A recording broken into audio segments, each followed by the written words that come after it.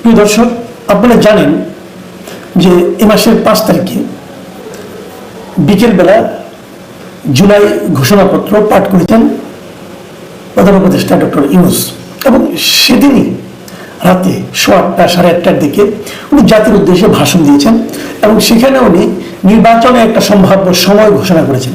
উনি বলেছেন ফেব্রুয়ারিতে নির্বাচন হবে, এবং এই ফেব্রুয়ারিতে নির্বাচন হবে এই ধরনের একটি যৌথ ঘোষণা এসেছিল তারেক রহমানের সঙ্গে ওনার বৈঠকের পরে লন্ডনে। সেখানে বলা হয়েছিল যে রমজানের 1 সপ্তাহ আগেও নির্বাচন হতে পারে। তখন এই লোকে হিসাব করে নিয়েছিল যে 19 তারিখে রমজান হবে, তাহলে 1 সপ্তাহ আগে মানে 12 তারিখে হতে পারে। আবার সাধারণত আমাদের এখানে নির্বাচন হয় বৃহস্পতিবারে, তো 12 তারিখে আবার বৃহস্পতিবারও হয়ে যায়। এই ধরনের নানা ইকুয়েশন থেকে অনেকে ধরেছিল যে তাহলে ফেব্রুয়ারি 12 তারিখে হয়তো বা নির্বাচন হবে, কিন্তু কেউ ক্লিয়ার ছিল না। অনেকে এমনও বলা করেছিল যে প্রধান উপদেষ্টা হয়তো একটা থাপথুপ বুঝিয়ে বিএনপিকে শান্ত করলো।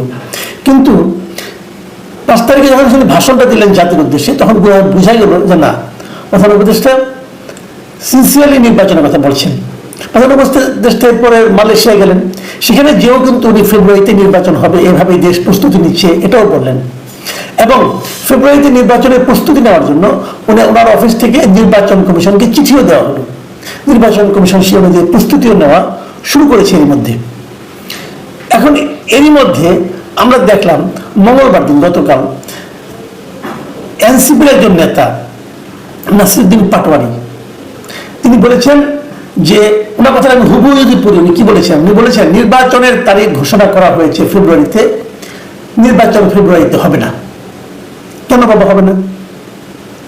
তারিখ ঘোষণা করা হয়েছে ফেব্রুয়ারিতে, উনি বলছেন নির্বাচন ফেব্রুয়ারিতে হবে না। আপনি কে? আপনি কি নির্বাচন কমিশনের কেউ? আপনি কি সরকারের কেউ? আপনি কি সরকারের এমন কোন ব্যক্তি যিনি প্রধান উপদেষ্টার চেয়ে বেশি বুঝেন অথবা বেশি ক্ষমতা রাখেন? কেন নির্বাচন হবে না? উনি একটা ব্যাখ্যা দিলেন। উনি ব্যাখ্যাটা কি, যে এই যে জুলাই সনদ এটা বাস্তবায়ন করতে হবে, হত্যার বিচার করতে হবে, সংস্কার করতে হবে, এগুলো না করলে নির্বাচন তারা হতে দেবে না। বাংলাদেশের যে প্রেক্ষিত বর্তমানে, এর মধ্যে নির্বাচন হতে না দেওয়ার মতো সক্ষমতা কি এনসিপি অথবা নাসিরউদ্দিন পাটোয়ারি আছে?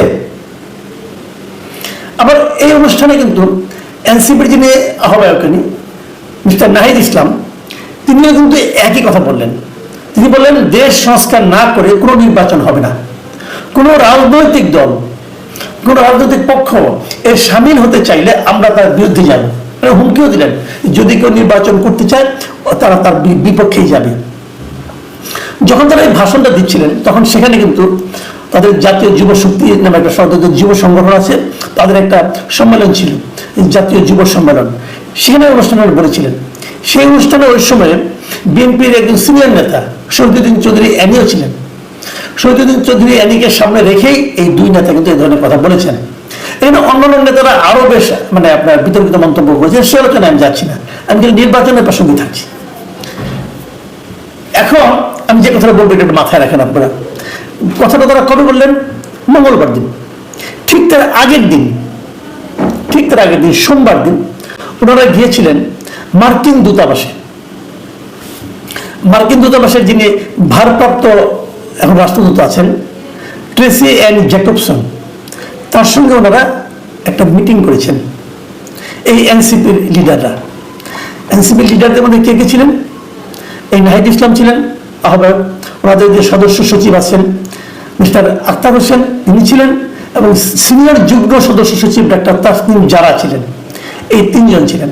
আর ওদিকে ছিলেন ট্রেসি অ্যান জ্যাকবসন ভারপ্রাপ্ত রাষ্ট্রদূত, এবং দূতাবাসের যে পলিটিক্যাল কাউন্সিলর এরিক গিলান তারা ছিলেন।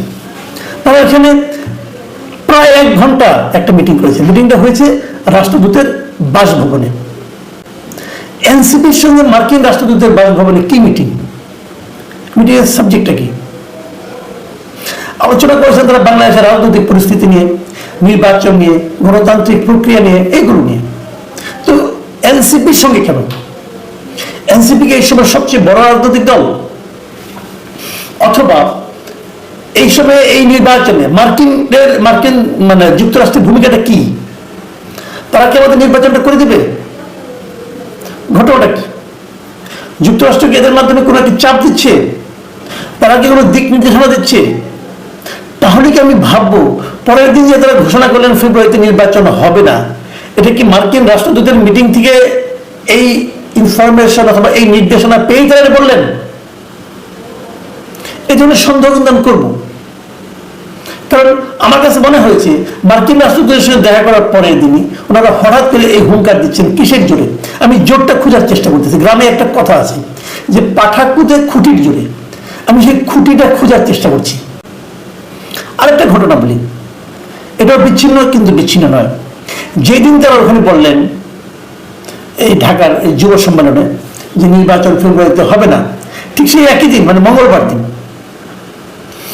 মার্কিন রাষ্ট্রদূতের বাসভবনে আরো দুজন ব্যক্তি গিয়েছিলেন।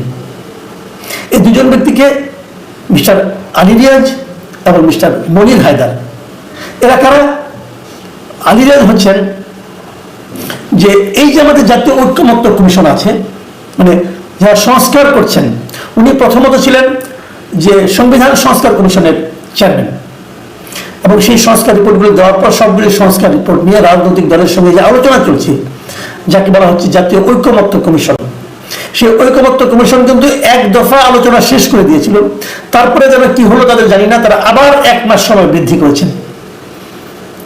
এই জাতীয় ঐক্যমত্য কমিশনের উনি হলেন সহসভাপতি। সভাপতিকে এর সভাপতি হলেন ডক্টর ইউনূস। তো ডক্টর ইউনূস তো সব অনুষ্ঠানে থাকেন না, বয়সজনিত কারণে হতে পারে, অন্যান্য ব্যস্ততার কারণে হতে পারে, উনি আসেন না। আলী রিয়াজি ভার্চুয়ালি সভাপতি, উনি সবগুলি সব মিটিং কন্ডাক্ট করেন, পলিটিক্যাল লিডারের সঙ্গে আলাপ করেন, কখনো বোঝান, কখনো হুমকি দেন। আমাদের পলিটিক্যাল লিডারদের ছাত্র হিসাবে খুব ভালো, এরা কিন্তু অত্যন্ত ধৈর্য নিয়ে।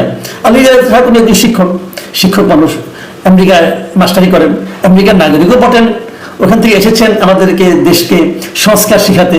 তো উনি এখান থেকে টিচার মানুষ শিক্ষা দেন, আর আমাদের পলিটিক্যাল লিডাররা বাধ্যগত ছাত্রের মতো সেই শিক্ষা গ্রহণ করেন, চা নাস্তা খান, তারপরে তারা বলেন যে হ্যাঁ আংশিক ঐক্যমত্য হয়েছে, পার্সিয়াল হয়েছে, আবার হবে, আবার বসতে হবে, নোট অফ ডিসেন্ট দিয়েছে কেউ, এগুলো নানা রকম আলোচনা হয়, আমরা মাসখানেক ধরে দেখলাম।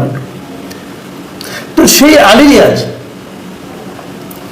গেলেন মার্কিন রাষ্ট্রদূতের সঙ্গে, ভারপ্রাপ্ত রাষ্ট্রদূতের সঙ্গে দেখা করতে, এই ট্রেসি অ্যান্ড জ্যাকবসনের সঙ্গে। কবে? মঙ্গলবার দিন। মানে আগের দিন গেলেন এনসিপি, পরের দিন গেলেন এই জাতীয় ঐক্যমত্য কমিশনের সহসভাপতি, এবং ওনার সঙ্গে ছিলেন এই কমিশনের সদস্য এবং প্রধান উপদেষ্টার বিশেষ সহকারী মনির হায়দার। ইন্টারেস্টিং হলো আলী রিয়াজ এবং মনির হায়দার দুজনেই আমেরিকায় থাকেন, আমাদের ঘর সংসার আমেরিকায়, ওনারা আমেরিকার নাগরিকও বটে, বাংলাদেশের নাগরিক, দ্বৈত নাগরিক, দুজনেই গিয়েছেন। মানে ওনারা আসলে মানে বাংলাদেশের পক্ষ হয়ে ওনাদের নিজের দেশের লোক তার সঙ্গে দেখা করতে গেছেন। কেন এটা শুনতে গেছেন? যে আর কি কি করলে পরে যুক্তরাষ্ট্রের স্বার্থ সংরক্ষণ করা যাবে। কারণ ওনারা যখন নাগরিকত্ব নিয়েছেন তখন তো এই শপথ করেছেন যে ওনারা যুক্তরাষ্ট্রের স্বার্থ সংরক্ষণ করবেন তার প্রত্যেকটা কাজে। ওনারা কি এই জন্য গিয়েছিলেন? মোদ্দা কথা হলো এই দেশটা আসলে চালাচ্ছে কারা? মোদ্দা কথা হলো এই দেশটা আগামীতে চালাবে কারা? এই জন্য বেসিক কথা, যুক্তরাষ্ট্র আমাদের উপর চেপে বসেছে, তারাই দিক নির্দেশনা দিচ্ছে যে দেশ কিভাবে চলবে। তারা আগেও এভাবে চেষ্টা করেছে, এখন যেমন চক্ষুলজ্জাটা উঠে গেছে, ওই লজ্জার সময় যে একটা থাকে না, ওই ঢাকটাও তারা তুলে ফেলেছে। এখন তারা বলে দিচ্ছে যে কিভাবে দেশ চালাতে হবে, এবং যারা এখন দেশের চালিকা শক্তি জায়গায় আছে তাদেরকে ডেকে ডেকে মিটিং করছে। এবং ওখানে তো নিজেদের লোক আছেই, আলী রাজ তো তাদের দেশেরই লোক, তাদেরই নাগরিক, তো তাকে বলছে এইভাবে সংস্কার করো।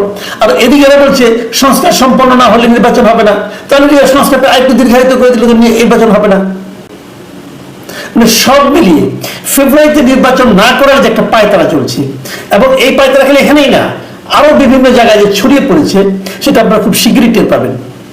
কাজেই যারা নির্বাচনের ঘোষণা শুনে আশায় বুক বেঁধেছিলেন তাদের মধ্যে আমিও আছি, আমিও ভেবেছিলাম নির্বাচনটা হবে।